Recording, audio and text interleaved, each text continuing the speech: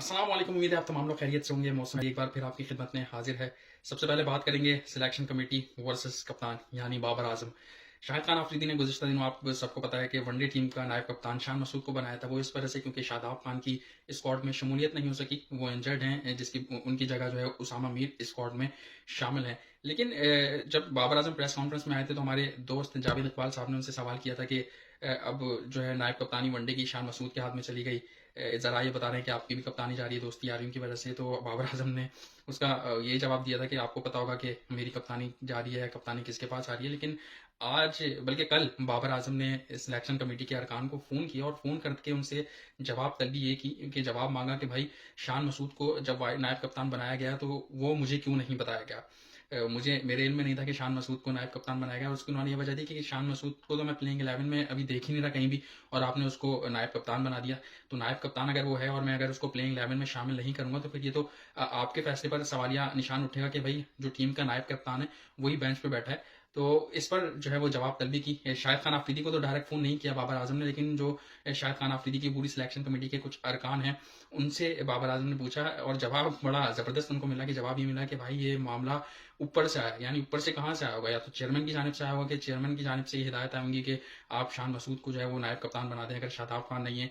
ज़रा ये भी बताते हैं कि बाबर आजम को इतना वरीड होना नहीं चाहिए इस मामले पर, क्योंकि ये जो फैसला किया गया है ये फैसला सिर्फ इस सीरीज तक है, जब शादाब खान फिट हो जाएंगे और वो एबल होंगे कौमी क्रिकेट टीम की नुमाइंदगी करने के लिए, तो फिर जब वो टीम में आएंगे तो वही नायब कप्तान होंगे। लेकिन बाबर आजम को यह फैसला हजम नहीं हुआ, और ये बात बताती है कि शाहिद खान आफरीदी और बाबर आजम एक पेज पर नहीं है। और इस हवाले से जब लास्ट प्रेस कॉन्फ्रेंस ई ओडीआई अनाउंस किया था, स्क्वाड अनाउंस किया था शाहिद खान आफरीदी ने, उनसे जब ये सवाल हुआ था कि आप और बाबर आजम एक पेज पर हैं, तो शाहिद खान आफरीदी ने कहा कि जरूरी नहीं है कि मैं या बाबर आजम एक पेज पर हों, क्योंकि बाबर आजम का काम है कप्तानी करना।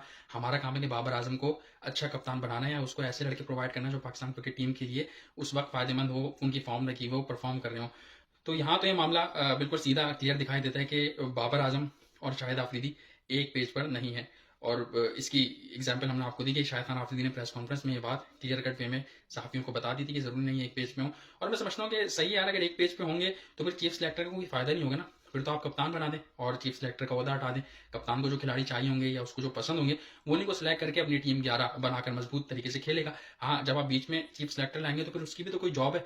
अगर वो कप्तान उसको बताएगा कि आपको ये जॉब करनी है, ये खिलाड़ी मुझे चाहिए, तो फिर उसकी क्या, उसको तो वो खामा खाएंगे फिर पैसे ले रहा है। और इससे अच्छी तो कोई जॉब ही नहीं कि वो किसी की डायरेक्शन पे चल रहा है, वो काम कर रहा है, तो कप्तान भी उससे खुश, मैनेजमेंट भी उससे खुश, उसकी नौकरी चल रही है, तनख्वाह मिल रही है, उसका घर चल रहा है। लेकिन शाहिद खान आफरीदी जरा अलग मिजाज के मालिक हैं, और इसलिए बाबर आजम ने डायरेक्ट बात नहीं की शाहिद खान आफरीदी से, क्योंकि उनको पता है कि अगर वो लाला से डायरेक्ट बात करते तो उसका फिर लाला कोई उल्टा जवाब देते जिससे मामला और मजीद खराब होता। खैर, गुज़िश्ता रोज़ डिनर पे भी बुलाया शाहिद खान आफरीदी ने पूरी वनडे टीम को। लोग ये कह रहे हैं कि सरफराज अहमद भी कराची में रहते हैं तो उनको भी बुला लेते।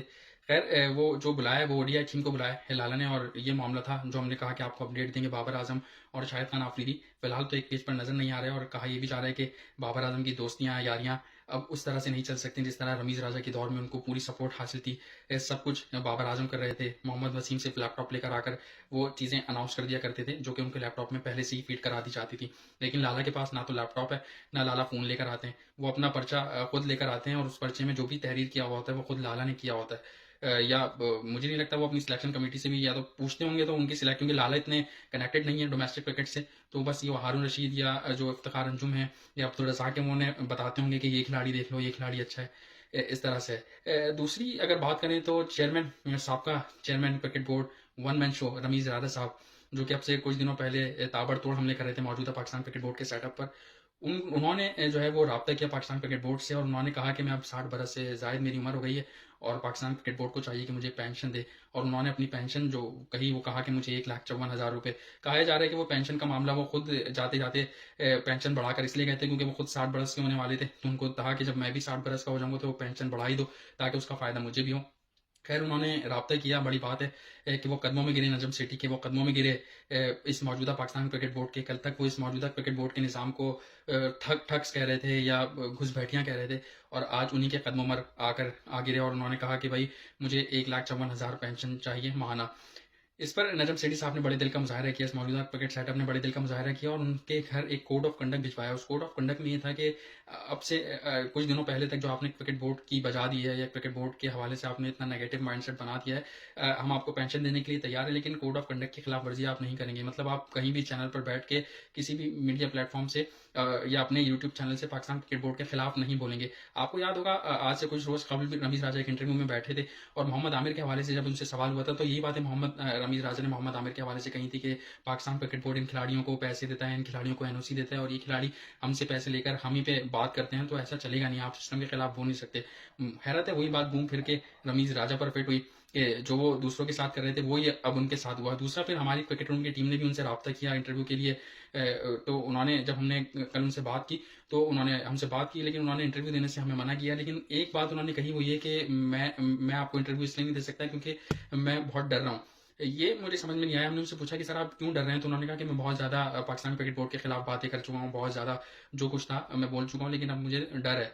तो मुझे समझ में नहीं आया कि डर है। फिर हमने उनको एक ऑप्शन रखा कि आप आएँ, हम आपसे वो सवाल पूछेंगे या जो सवाल हम आपसे करें और आपको लगे कि आप इसका जवाब नहीं देना चाह रहे हैं, इसके जवाब देने से आपके ऊपर कोई मसले मसाइल आएंगे, तो आप वो सवाल का जवाब हमें नहीं दीजिएगा, नो कमेंट्स कह दीजिएगा या कहिएगा कि इस वक्त मैं ये जवाब नहीं दे सकता। लेकिन उन्होंने ये बात भी नहीं मानी। फिर मेरे एक दोस्त ने बताया कि उसने भी रमीज राजा साहब का इंटरव्यू करके रखा हुआ है, लेकिन अब ना जाने वो कब ऑन एयर होगा या ऑन एयर होगा भी या नहीं होगा। तो ये होता है कि कल तक वो वन मैन शो बने हुए थे, आज वो बिल्कुल जीरो पर आ गए, कदमों में गिर गए।